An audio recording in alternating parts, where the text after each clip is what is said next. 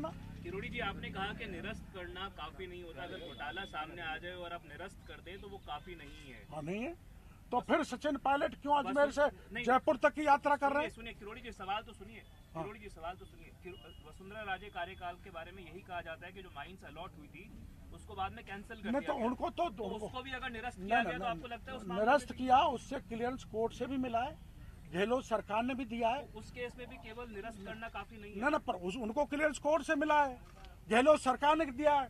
हम गहलोत सरकार से यही मांग कर रहे हैं, आप इसमें जांच कराओ सीबीआई से, और अगर ये नहीं बनता है तो क्लियरेंस दे दो जैसे वसुंधरा जी को मिली है वैसे। वसुंधरा राजे को भी सजा मिलनी चाहिए। ना वो तो उनको तो दोषी नहीं पाया गया, वो तो कोर्ट में भी नहीं टिक पाया वो मामला, तो आपको पता है सबको। डॉक्टर साहब ये कह रहे हैं कि अगर मान लो कि सरकार का नहीं मूड लग रहा, न एफआईआर दर्ज कर रही है, न कुछ कर रहे हैं, सरकार बीजेपी की आती है, अध्यक्ष जी बैठे हैं, तो क्या इन तमाम मामलों में आप सीबीआई जांच करवाएंगे? अध्यक्ष जी एक्शन होगा? अध्यक्ष जी क्या कहना आपका? ये अध्यक्ष जी बताओ। अगर सरकार आती है बताएं। देखिए, आज मैं तो डॉक्टर साहब राजस्थान में, डॉक्टर साहब की आज प्रेस कॉन्फ्रेंस चल रही थी, मेरी सुबह उनसे फ़ोन पे वार्ता हुई।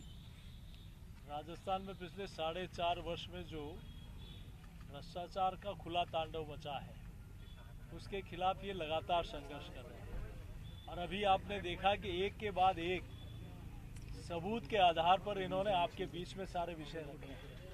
हमारी सरकार से मांगे कि आप पाक साफ हैं, आप ईमानदार हैं, तो आप प्राथमिकता दर्ज करिए, एफआईआर लॉन्च करें, उसमें क्या घबराहट है? आपने खुद ने कहा कि हमारी सरकार में कोई भी आए उसका मामला दर्ज होता है और उस पर जांच होती है, तो इस मामलों में आपको डर किस बात का लग रहा है? अगर आप ठीक हैं तो बच जाएंगे, और आप गलत हैं, कोई अधिकारी दोषी है तो उसके खिलाफ मुकदमा चलाओ, हम पे मुकदमा चलाओ जी। तो फिर एफआईआर लॉन्च करने में क्यों सरकार घबरा रही है और क्यों पीछे हट रही है? बस हमारा यही सीपीटी महेश जोशी ये कह रहे हैं कि एफआईआर दर्ज करना पुलिस के विवेक के ऊपर है, पुलिस चाहे तो करे, पुलिस चाहे तो ना करे। तो फिर गहलोत साहब क्यों बोल रहे हैं? फिर गहलोत साहब क्यों बोल रहे हैं कोई भी फरियादी थाने पे जाएगा तो उसकी एफआईआर दर्ज होगी? फिर सुप्रीम कोर्ट ने आदेश दे रखा है कि कोई भी थाने पे जाए उसकी पहले एफआईआर दर्ज करो, झूठी है कि सच्ची, वो जांच का मामला है। तो ये सरकार न तो सुप्रीम कोर्ट की मानती है, न मुख्यमंत्री जी जो या तो जो निर्देश जो भाषणों में कह रहे हैं वो जनता को गुमराह कर रहे हैं। फिर कल उन्होंने ये भी बोला था महेश जोशी जी ने कि किसी का कहीं चोट लगे जब एफआईआर बनती है।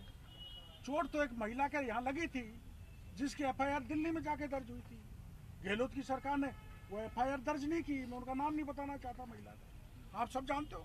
सीपी जोशी तो वो तो कह रहे हैं किरोड़ी जी के पास सबूत नहीं है कोई। आपकी सरकार आने पे कार्रवाई करेंगी, लेकिन आप सबूत ये वो कह रहे हैं सबूत नहीं है, सबूत होंगे तो एफआईआर दर्ज हम होगी। कह रहे हैं देखो, वो मेरी बात सुनो। पहली बात मैं आपको बताता हूँ कि जो 900 करोड़ का फर्जी डॉक्यूमेंट इरकॉन लिमिटेड का दिया है उसका कागज हमारे पास है, मार्च का, अप्रैल का, मई का, जून का लेटेस्ट। और लेटेस्ट पर में तो इरकॉन के सीएमडी ने लिखा है कि आप इनके खिलाफ कार्रवाई करो, और कार्रवाई नहीं की। 7 जून 2023 का पत्र है, और वो कल जवाब दे रहे कि हमने एक एक्शन को भेजा, फिजिकल वेरीफाई करी आया।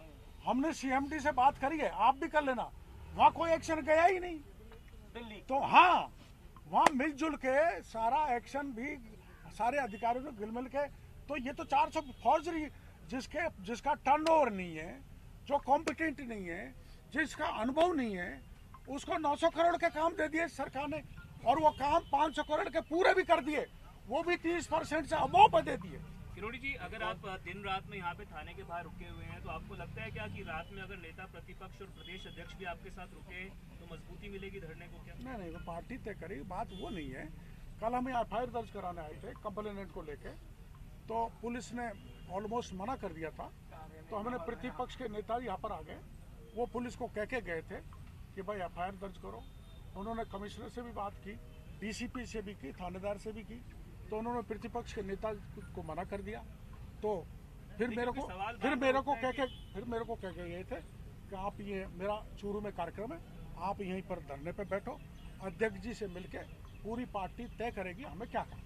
बीजेपी के बार सवाल ये खड़ा उठता है कि आप सबसे आगे रहते हैं, बाकी नहीं, मेरे को इस मामले में नहीं, गलत बात। मैंने अध्यक्ष जी से पूछा था जल जीवन मिशन का घोटाला, अध्यक्ष जी मैं उसको पत्रकार वार्ता करना चाहता हूँ। इन्होंने कहा करो। हमारे महामंत्री हमारे साथ बैठे थे।